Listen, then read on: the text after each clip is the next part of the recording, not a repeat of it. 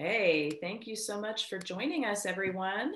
My name's Amanda. I'm the Events and Marketing Director for Bookworks, your 36-year-old independent bookstore in the North Valley of Albuquerque. Thank you so much for joining us tonight and for your patronage during the pandemic. All of our shopping is currently online. We are still closed for browsing. I know everyone misses being in the bookstore just as much as I do. But right now, while the pandemic numbers are raging again, we've decided to just stick with this model that we've been doing since March. So please order online. Our website is bookworks.com. It's Bookworks without the O's, so it's BKWRKS.com. I will put that in the chat during our event, along with a link to Kelly Wendorf's book, Flying Lead Change. We're here to speak with her tonight. Always happy to support a fellow New Mexican, a New Mexico author. She's based outside of Santa Fe, where she has a ranch and a small business called Equus Inspired. Kelly is an author, an entrepreneur, and an expert in the art form of taking people through transformative change. That's what we're going to talk about tonight. This book talks a lot about horses, but it really talks about reaching a new level of success with personal fulfillment and how you do that. She's a life coach. She's been helping people navigate change for the last 25 years. Her work with her clients has been featured in many national media, including Forbes, Vogue, Huffington Post, and the New York Times. Her first book, well, her follow-up book, her first real book, as she says, Flying Lead Change, 56 Million Years of Wisdom for Leading and Living, is just out from Sounds True, one of my favorite publishers on the spirituality front. Check out their line of books. Kelly works with clients all over the world. During the pandemic, she's staging seminars and sessions remotely, I'm assuming via Zoom and these other happy teleconferencing technologies that we have. And like I said, she's coming to us tonight from her ranch outside of Santa Fe, where she's got at least 7 equines and a couple of dogs that I just met. Kelly, how are you doing? Hi, Amanda. It's great to be here. Thank you so much for the time and the space to do this. Thank you. Yeah, it's good to be here. Hi, everybody. I see some names I recognize. Yeah, if anyone would like to turn on their cameras too, you're more than welcome to do that. Hello, Deborah Gavel. I've missed seeing you at yoga. Hi, Susan. Hi, Pita. We have an intimate group today. Yeah. All right. You want to dive into this book? Would you like to read a little bit for us first, and then maybe we can talk about some of the concepts in more depth? Yeah, sure. I was just looking through just some of the favorite parts that I have. So the book basically looks into the culture of horses, not necessarily their behavioral sciences, but their intrinsic culture. And they've been around for 56 million years, which makes them one of the oldest, most successful mammals on the planet. I think the echidna has them beat by 100 million years. But horses are much more relational than echidnas. So we have a lot to learn from them. And they divide their, or let's just say, their culture resonates around 7 core principles: safety, connection, peace, joy, freedom, care, and presence. And so the book is divided into those 7 principles and how we can live our lives through those principles. So each part is divided into, there's a part on safety, a part on connection. And this part is, this part here is around, let's see, do I want to do requests? I think I'm going to do this here. Okay, so this is a chapter on vulnerability. And it's a slightly different take on vulnerability than our heroic Brene Brown. And it's one of my favorite stories. And there's a lot of storytelling in this book. There's neuroscience, there's indigenous wisdom, contemplative wisdom, and a lot of storytelling around people and the human heart. Years ago, before the idea of facilitating equine-assisted learning dawned on my consciousness, I owned only one horse, Artemis. In an effort to remove myself from the conventional and often toxic horse world and boarding barns, I kept her with a ragtag team of string horses at a rundown resort in the foothills of Tesuque, a tiny village just outside Santa Fe. The paddock was literally held together with duct tape and wire, but the place was happy and peaceful, and that worked for me and Artemis. There we would train in privacy, the wranglers not having a clue nor any interest in what I was up to. One day I was working Artemis at Liberty in the round pen, and the general manager of the resort, Ed, walked briskly past, suddenly stopped in front of us. "You there," he said, wagging a hand at Artemis and me in a dismissive yet commanding gesture. We stopped what we were doing and looked over blandly. "You," he asserted again, "I've been watching you with that horse. I want you to do a leadership workshop for my sales team next week." He sort of rolled his eyes as if wondering to himself why he was requesting this. "I don't know," he said, some theme like eye contact and the horse or something. Just make these salespeople sell like you make your horse dance." Then he marched off briskly as if it were agreed. There I was, tapped on the shoulder yet again to step forward when I'd rather hide.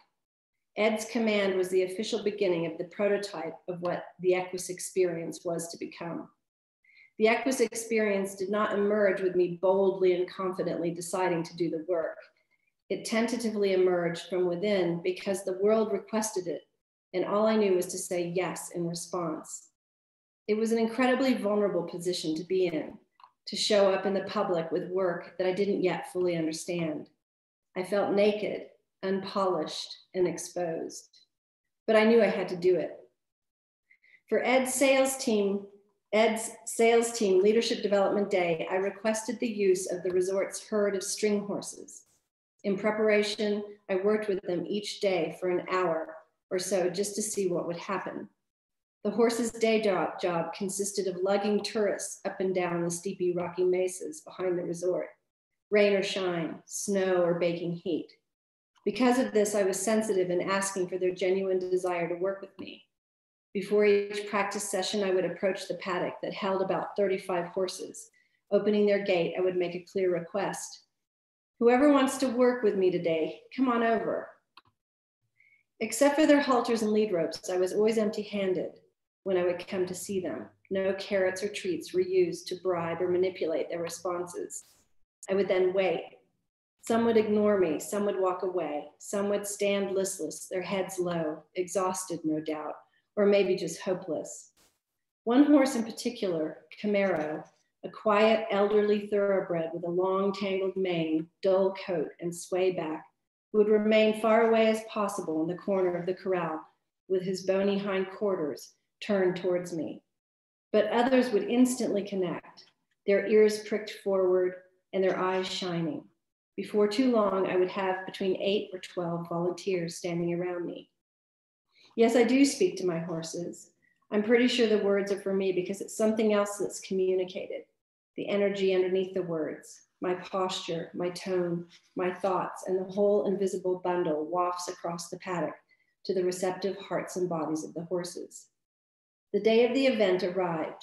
An hour before the workshop commenced, I asked my usual question of the string horses. Camaro instantly lifted his head from his hay and walked toward me without hesitation until his chest pressed firmly on the metal gate between us. Bits of hay hung off his long forelock that veiled 2 inquisitive eyes. At 24, Camaro struggled with chronic health issues, and we all wondered if this was his last summer. Like many of the resort string horses, Camaro was a rescue.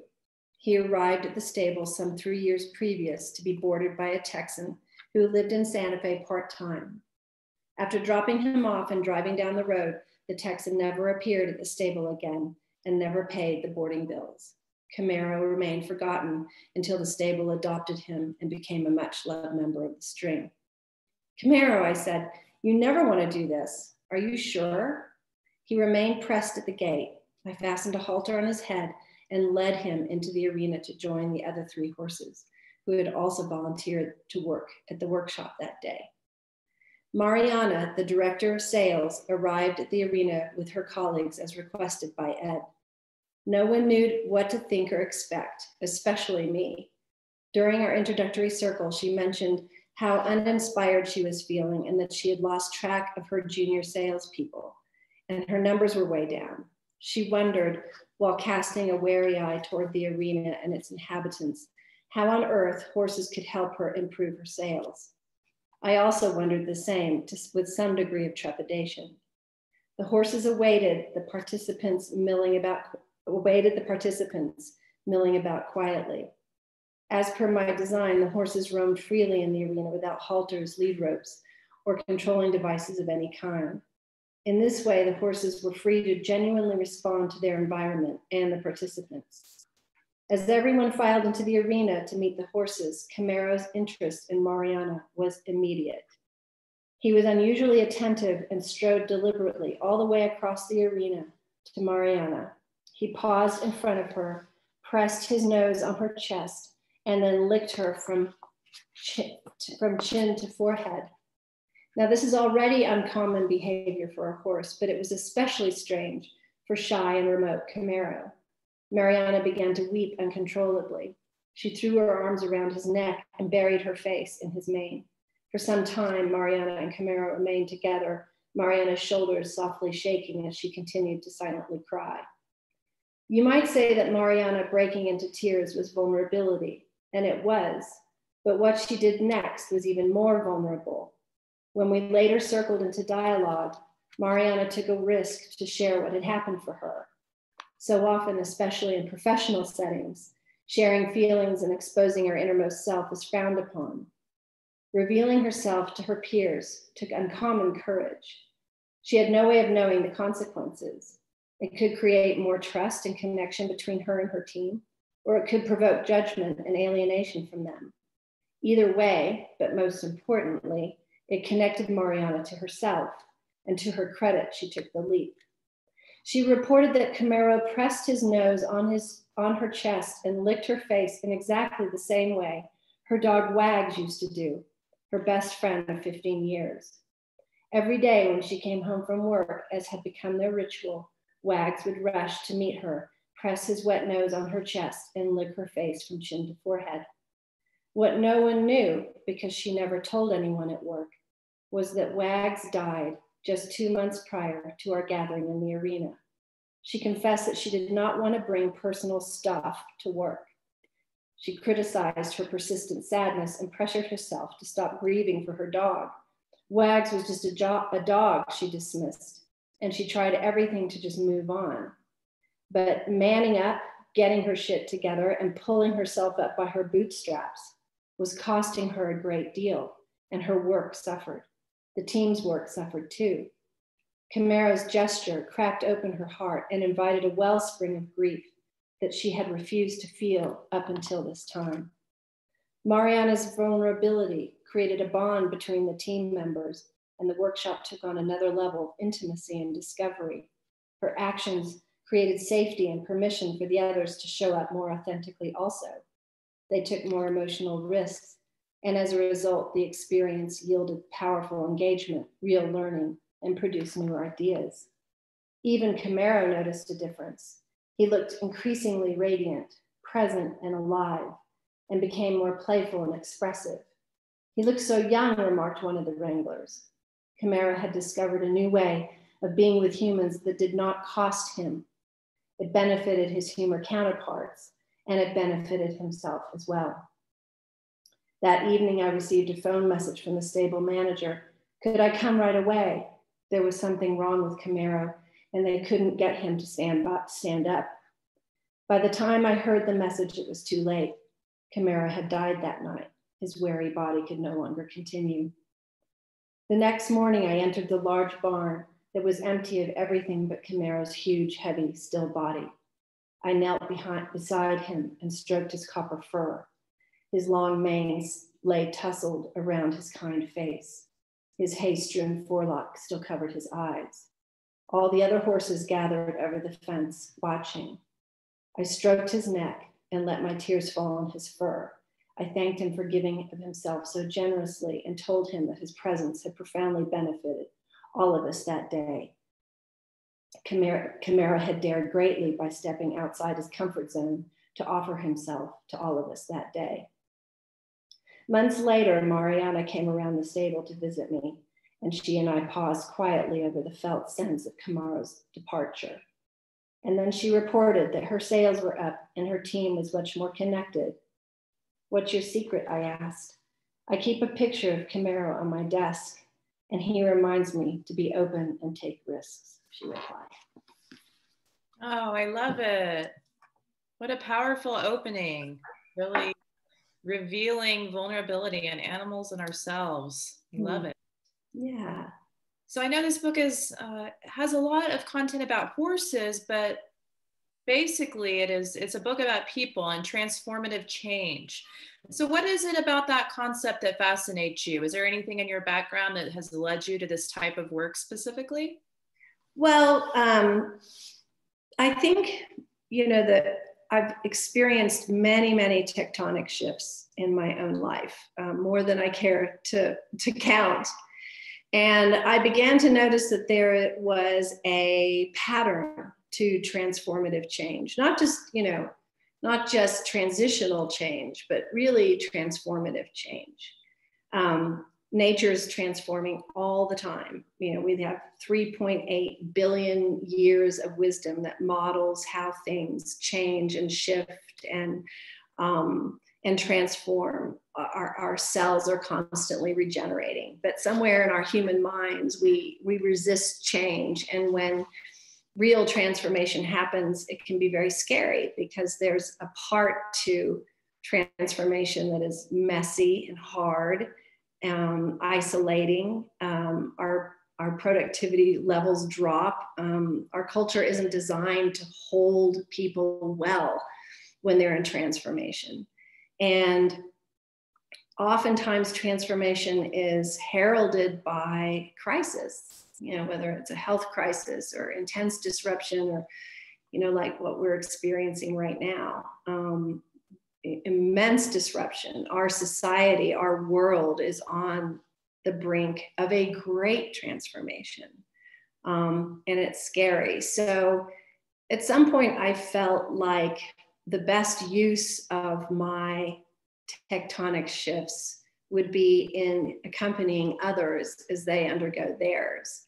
And first of all, assure them that they're right where they need to be, not to fear the process, and to apply as much awareness and presence through that process as possible so that they can emerge with a lot more wisdom. And, unlike other metamorphic processes that happen in nature, as people, we do have some ability to participate in that transformative change. So, what are those conditions that need to be in place so that we can walk through those changes with dignity and intelligence and wisdom and come out the other side, having been, emerged much wiser in the process. So that's, as you can tell, something I'm really interested in. Yeah. Yeah, so the book blends horse wisdom, contemplation, neuroscience, and some indigenous aspects. Do you want to talk a little bit about what you found in each of those that might be in the toolbox here for people going through transformative change? Well, why did I bring all those things together? Because they are seemingly, very, very different fields. And I think the first point of entry is around human transformation, human evolution. How do we grow in our lives? What conditions need to be in place so that we can do that well? Leaning into systems that already know how to do that is really helpful. So that would be the natural world, 3.8 billion years. The indigenous aspect helps to translate a lot of those natural systems, all the cosmologies and ancient traditions around the world. engage with the natural world in a way that is informative and helpful, and helps us to translate that wisdom in a way that's applicable and practical in our lives. And then the horses, they come in because they're a part of the natural world that's really relational. You can engage with them in a way that they have much to reveal and show. Different than dogs and cats, they're not so domesticated that they haven't still got, one foot a little bit in the wild. And this is true for so many horses around the world. And so when you're engaging with them, you get a chance to work with kind of a conduit towards a greater intelligence. Contemplative wisdom as well just brings in ancient underpinnings into something that is as old as time, our evolution, our ability to prevail, our ability to grow and evolve. This is all held in contemplative wisdom practices. And then the neuroscience piece just really grounds it into some evidence-based principles about why the patterns in nature work the way they do, why when we lean into certain reliable phases in our life and ways of working with change and disruption, how that works in our brain and how we can change our brain to release old narratives, to take on new habits that are more conducive to the kind of life that we want to lead. So that kind of, it all gets woven together in a way that is both kind of ancient, eternal, spiritual, very much grounded in the earth, but also, translated through the evidence-based research of neuroscience and how we grow and change. Can you speak a little bit more to the nature piece and just how our relationships as humans might be changing either for the better or the worse vis-a-vis nature? Well, I think what's important here is that human beings tend to objectify nature as if we are separate from it. Even if we're nature lovers and we love hiking and being in the mountains, we're still a little bit subtly an observer to it rather than a participant with or belonging with nature. In a way, we dehumanize nature, right? To put it that way, oddly, or we separate ourselves from nature. But of course, we are part of the natural system. We're not separate from it. When we reorient our existential position with nature as part of nature, then we allow ourselves to experience a deep belonging to nature, to trust intrinsic qualities of rhythm and arcs of time and patterns and all the different parts of the natural world that are intrinsic to us as well. And I think this is part of what the book is really trying to present to people, is that as long as we hold ourselves separate from the natural world, then we alienate ourselves from our own true nature. And so I'm not so much advocating for a cognitive sense of belonging to nature as much as I am that we really step into a felt sense that we are part of the natural world. It's really interesting to me that, Amazon, the company, has personhood, for example, but the Amazon jungle does not have personhood.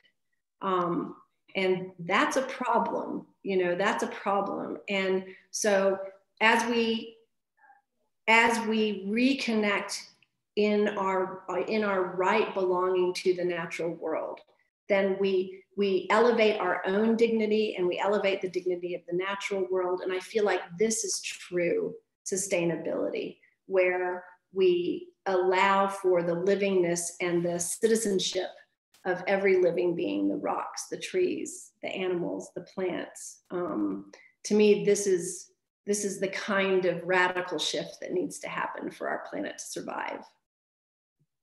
Beautiful and well said. So what is a flying lead change? And what does that have to do with where we are in the world right now?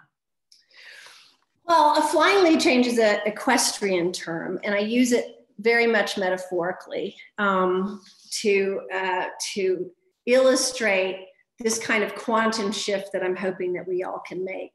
So for anybody who's an equestrian out there, please forgive me because I'm going to way oversimplify what the move is about. But four-legged animals, horses included, when they're at a quick gait, like the canter or the gallop, they lead with one side of their body or the other. So their front right leg and their hind right leg will lead when they're, and it's because at a certain speed, they're leaning one way or another. And so they take the right lead, for example, to balance themselves on the right side. When the topography changes, they have to shift the balance to accommodate that so that they don't lose their balance or their footing. And to do that, they have to levitate off the ground and mid-flight change from one side to the other side. It's a very elegant move.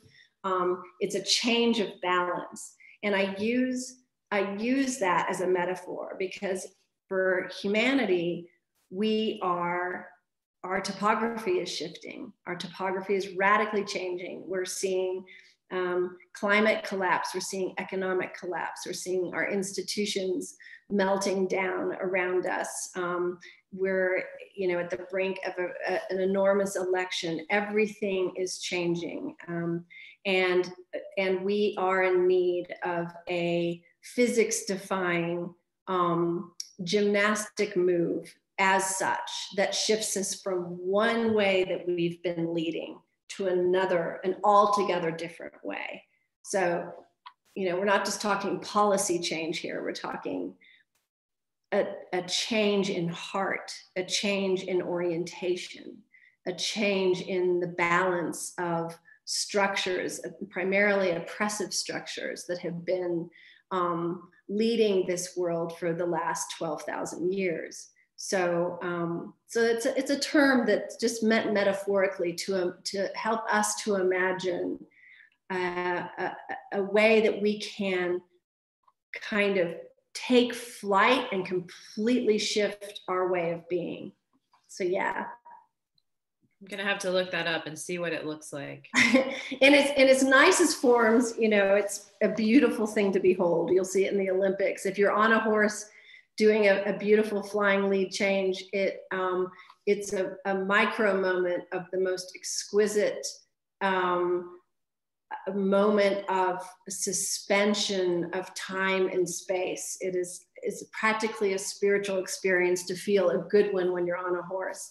So I can only imagine what that might be like for us civilizationally if we were to do such a feat. Absolutely. Yeah. What concept leading from behind? How does that relate to your book? So there are a lot of lessons in the book that the horses show. I would much rather lean into 56 million years of wisdom than 60,000 years of civilization to teach me about how leadership really works. Most of our leadership concepts come from our totalitarian structures, our military structures, again, 12,000 years since agriculture, where we have commodified animals and human beings in order to survive. And so leadership structures and constructs and concepts are inherited from that mindset, which all has to do with a power over dynamic. And so we imagine leadership as a kind of gladiator style, and so many good-hearted, amazing people don't consider themselves leaders because they don't think of themselves like these, gladiator, show off, power over kinds of people. when in fact, from a 56 million point of view, the lead horse is often the smallest. She's often the mare. It's a matriarchy. The gladiator stallions do not lead the herd. The lead horse is quieter. She is conserving the most energy. And instead of leading out front, she leads from behind. She puts herself behind the herd and pushes the herd forward. How this is translatable into human environments is that in leading from behind, she's actually taking the less confident horses and pushing them out to the front where they can learn to become more confident. So what would it be like if we as leaders, instead of being out front, creating followers, we went behind, we oriented ourselves behind and pushed people out front to shine, to excel, to be amazing, to become more confident. To me, the mark of a real leader is someone who almost disappears themselves because they're helping others to shine and excel. And so that concept is taught at length in the book around changing the place in which leaders lead from. Okay, what about the idea of Kenyini from Australia, from the Aboriginal culture? So my background is that I spent many years in Australia. I have dual citizenship, and a lot of the indigenous knowledge that comes through the book is from my conversations with a teacher and friend that I had there named Uncle Bob Randall. And he was the listed custodial elder of Uluru in Australia. And he taught me of a concept, a word he called Kenyini, and you spell that K-A-N-Y-I-N-I. Kenyini is loosely translated as unconditional love with responsibility. And really what this means is that the love is a robust love that isn't just a feeling, but has social activism and social responsibility tied with it, that I don't do well unless I help you to do well. But even further, Kenyini suggests and asserts the global citizenship of every being, not just human beings. And so in the Kenyini way of being, that my happiness is tethered to the well-being of a river, of a rock, of a tree, of an animal, and my fellow human being, of course. And so, so Kenyini is just this beautiful principle that is both very spiritual, but also very grounded in a day-to-day practice of our responsibility for one another. Lovely. All right. And what about joy? I know you dedicate a large portion of the book to joy.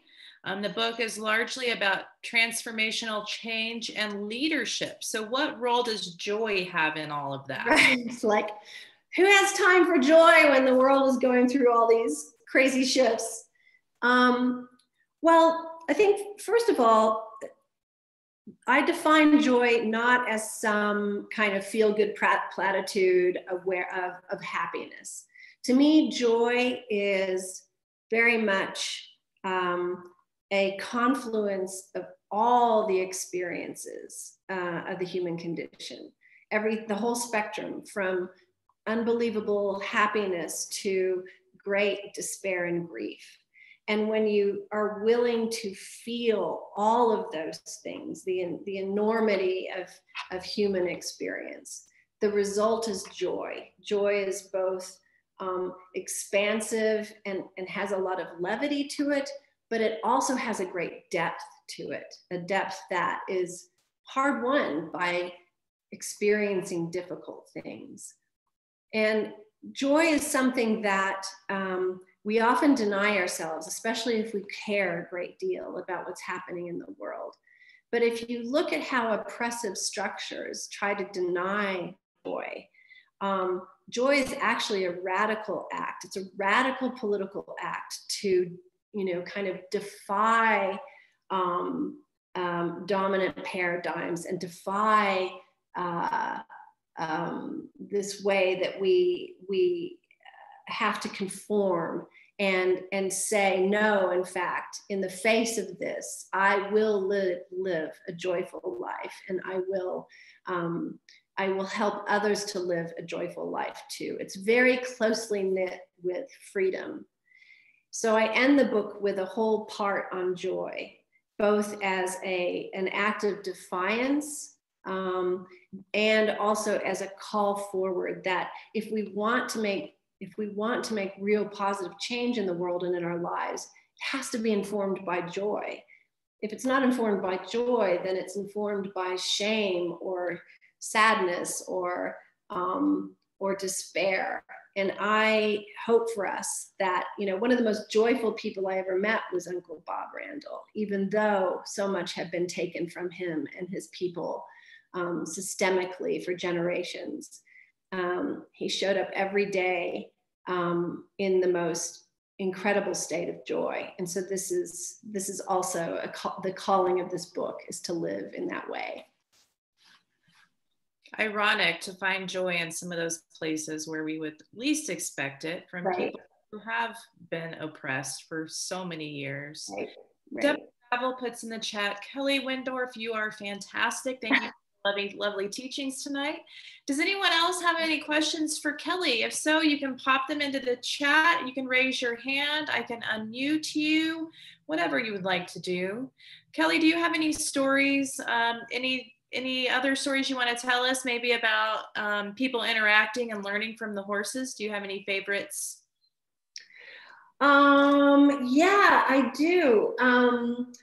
There's a great story of, so Artemis is our lead mare in the herd. She's sort of our, how does she lead? She's very quiet. She's kind of a solo horse. She is, how to say, she just kind of is a quiet presence within the herd. And every herd that I've had her in, she has maintained her leadership. And she does it in this sort of quiet, present, caring way. But we had a new horse enter the herd a couple of years ago, and his name is Brio, and he is a very gregarious Lusitano. These are bullfighting horses from Portugal. Brio had been raised among stallions, so he had never understood the nuances of how to enter a herd, a multi-gendered herd, and how to behave well. So he came into the paddock much like you would imagine a horse who had been raised, or much like you would imagine how a young man might enter such circumstances if he'd been raised by Hell's Angels. This was Brio.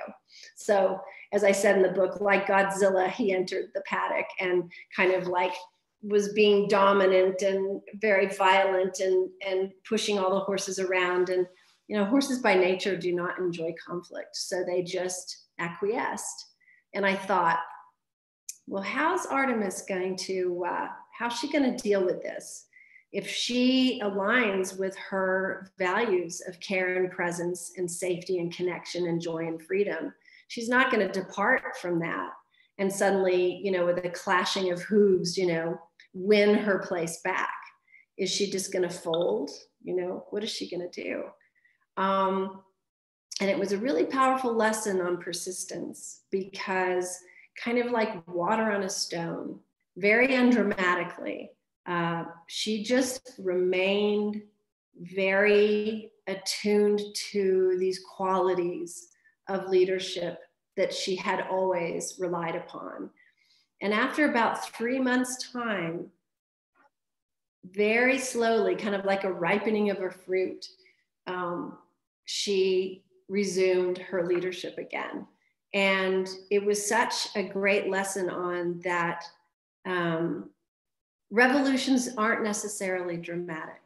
and that persistence really, really pays off, particularly when you're doing the right thing.